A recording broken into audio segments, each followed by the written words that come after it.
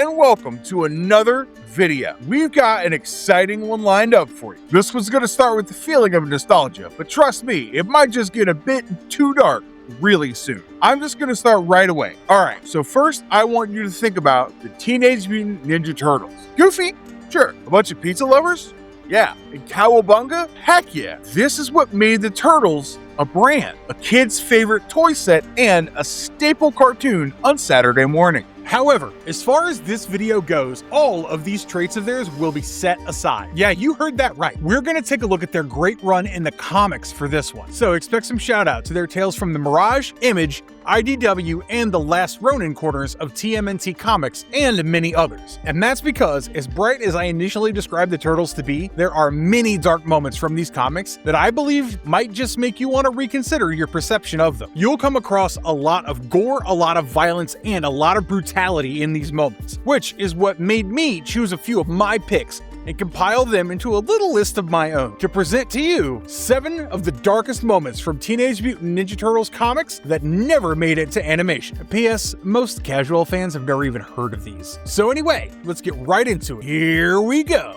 The Turtles debut by sending Shredder to his death. Up until now, if you were still led to believe that perhaps these comics get darker only as the show progresses, then you've been misled and you're just wrong. In the very first issue of the original run itself, we get to see this dark reputation when they come face to face against arguably their most iconic opponent, Shredder. We, as fans, also get our first glimpse in this issue about how Splinter trained them to use their might against Shredder, to kill him. Apparently, they had been going through training all their lives for the sake of this one assassination, just to settle a blood feud. Soon enough, they followed their plan, and this led to a series of actions that made me ensure this pointer starts off this video. Well, it's described with great detail how the Turtles beat, sliced, and stabbed Shredder to the point where he was near death. And then, the situation gets even crazier. I might need to sit down for this one. But anyway, the first issue itself starts painting a rightful smear over the Turtles. In this story, we also see Splinter announce to all, saying their mission is one of retribution. He then talks about being the pet rat of Hamato Yoshi, a great foot warrior. This is the same Yoshi who we learned had killed a rival named Nagi over a woman before fleeing to New York, only to be later murdered by Nagi's brother named Orokusaki, or simply better known as the Shredder. Splinter, who was mutated after a canister of ooze had fallen into a sewer, taught ninjutsu to the Turtles, who, after hearing the whole tale narrated by Splinter, asked for a rooftop duel. And when that happens, they come out glorious by defeating Shredder, and then throw a demand towards him to commit seppuku, or ritual suicide. But this demand enrages Shredder, who tries to pull out a thermite grenade, only to get knocked off the roof by Donatello, along with that grenade as well. How insane is that? Obviously, the bomb goes off with a massive flash, and this way, the TMNT debut underlined the idea they were not just colorful cartoon heroes waiting to happen. In their first comic appearance, they were trained assassins set to end a blood feud. However, this was also an unpopular route to take for the animated stories, since every one of them relied so much on Shredder that he couldn't possibly face death like this. That, and also the fact that kids shouldn't be seeing their heroes march into a story with an assassination mission right in front of them. So, as far as Shredder's lifespan in the earliest Mirage comics goes, that brutal rooftop ending made one thing clear. This franchise was born way darker than most casual fans remember. Donatello is shot, crippled, and turned into a cyborg. On to the Image series run, and in the first issue itself, we have Donatello put through some really awful adversity. After getting captured by cyborgs, he was shot by them, and as a result, he dropped from a helicopter early on. This incident severely damaged his body. It even seemed horrifying enough for his brothers, who came to the tragic conclusion that he had died. Gladly, he had, but was instead handed a lifeline by a robotic foe of his. What I mean is, Donatello's turned into a cyborg. Wild to just hear that, but actually this is the state he's in for the rest of that series run. In fact, it's said that this merger is permanent for him, and so he will never be his old self ever again. But now, in this avatar, while more often than not, he is in control of his body, there have been quite a few instances where the tech side has gotten an upper hand, and that has resulted in some mishaps of its own. The constant battle for Donatello throughout this series is an internal one in the most literal sense. It's this back and forth between him and the cyborg CPU to gain or maintain the dominant hand of their shared body. This also affects his own character, as we see him become more aggressive than before, trying to shoot enemies with little to no hesitation. But this arc of Donatello's character is arguably one of the most creative paths that I have come across from all of their comic series. Having the gentle-headed brains of the team turn into a half-mechanical survivor is a bit too odd to process for a subplot in the Teenage Mutant Ninja Turtle comics. However, while the comics embraced the absurdity, the animated interpretation usually went for a rather conventional approach to having the hero recover quickly from a setback or an injury he had faced. They likely believed that having the hero get turned into a cyborg was outside kids' TV territory, even if Donatello's mind was still fighting to stay in control.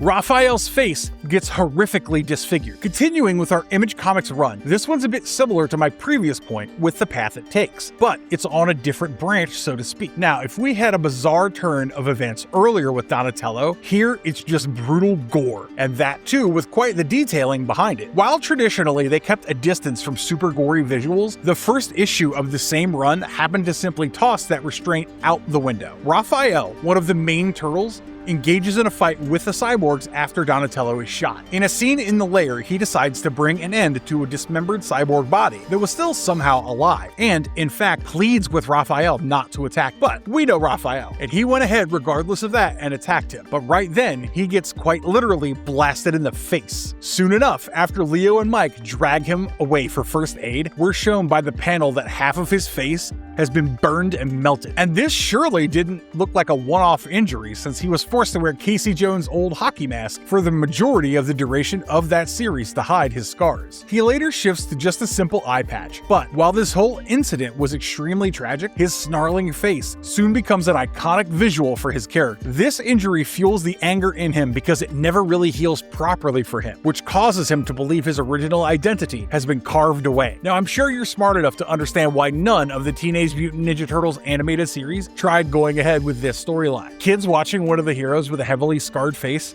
since half of it got blasted and burned? Nah, I don't think that's a good idea for kids to have on a cartoon show. Casey Jones is brutally beaten by his father. I'm sure you're well familiar with vigilante Casey Jones and the disheartening information about his abusive father Arnold. But this known fact was only made worse after it was revealed that Arnold was formerly Hun of the Purple Dragons. On to the IDW series, and this version does not present Casey Jones as the usual vigilante right away. In fact, we met Casey as a young student, and we get to know about his alcoholic father, who vents all of his rage on him, and even more so after Casey's mother dies of cancer. He then finds a true friend in Raphael, who once saved him from a beating, but after a point, he couldn't take it anymore, and after a particularly violent beating, Casey decided it was time to leave home. Much to his luck, the Turtles welcomed him with open arms. They understood that this was just a young man getting abused and assaulted by his father regularly. All of this accumulated in his vigilantism, which comes later into the story where we understand his mask as well as his aggression, which make up his identity, and they also emerge to form a coping mechanism from within him. Later, during the City Fall storyline, Casey suffers another major trauma when Shredder stabs him and he ends up hospitalized, which adds another brutal layer to how much punishment this character takes in the IDW run. But the domestic abuse angle is the real dark comic book material here. As a result of such a tough home life backstory, and with an abusive alcoholic father, this never made it to the animated series in the same direct, heavy way, especially considering that those shows were targeted for kids watching this on TV. It was surely considered too explicit, but even to an extent, it was not mandated by the network to touch these topics. Splinter kills Shredder and becomes a crime lord. Continuing with our IDW Comics run, in the issue number 50, there's a ritual challenge held by the Turtles and the Foot called the Gauntlet. Here, the Turtles easily defeat Shredder's mutants like Bebop, Rocksteady, Koya, and Bludgeon. But then they had to face Shredder himself, and they seemed completely powerless somehow. As a result, Splinter decided to tag himself in to make this Master versus Master. And this duel is won by Splinter, who defeated Shredder and killed him. But what followed after that was something nobody could have anticipated. He went on and accepted the Foot Clan's leadership. Yeah, you heard that right. In the comics issues, he's the one who orders the hits and manipulates rivals. He's also ruthless with his governing, making him seem like a crime boss, so much so that even his sons are horrified with it. This was a plot twist that no one could have bet on. A heroic moral compass like Splinter turning to the dark side was never an attractive idea for animated shows to broadcast to kids, especially one who sides with the enemy, the Foot Clan, and turns into a literal ninja crime lord.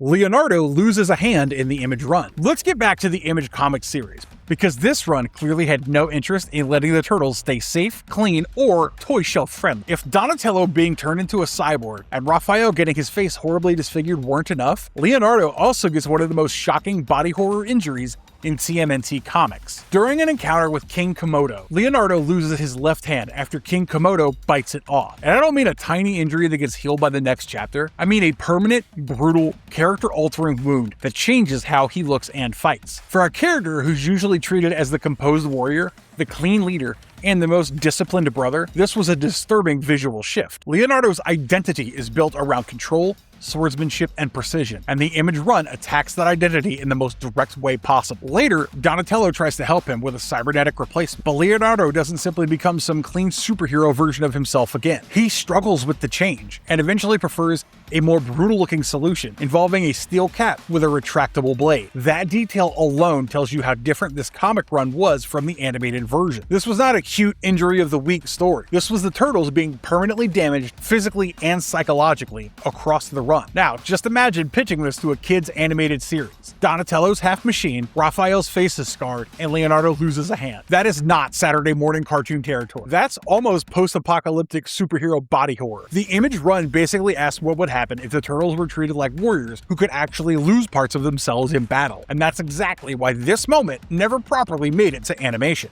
The Last Ronin future wipes out the family. On to my final instance on my list, and I have to get to The Last Ronin, the 5-issue classic miniseries. It's set in the future. There's only one turtle left, Michelangelo, while New York is under the rule of Oroku Hiroto, the grandson of Shredder. Now, Michelangelo, who gets increasingly more trouble with the hallucinations of his dead brothers, decides to exact revenge. Those visions made him more determined than ever. He carries Splinter's journal, becomes a master with all of his brothers' weapons, and even manages to talk to their ghosts. Even though he doesn't expect to survive this revenge mission himself, he still persists to the final issue, where he finally confronts Oroku Hiroto, the tyrant ruling future New York. Hiroto brutally injures Michelangelo, but then gets killed by him in the process. Soon enough, Michelangelo lies there, slowly dying, and once he does, he sees himself reunited with his family in the afterlife. Casey Marie, April and Casey Jones' daughter, raises a new generation of mutant turtles, and this, to me, was arguably the most perfect ending to a potentially final tale of the Teenage Mutant Ninja Turtles, which is how the brains behind this series,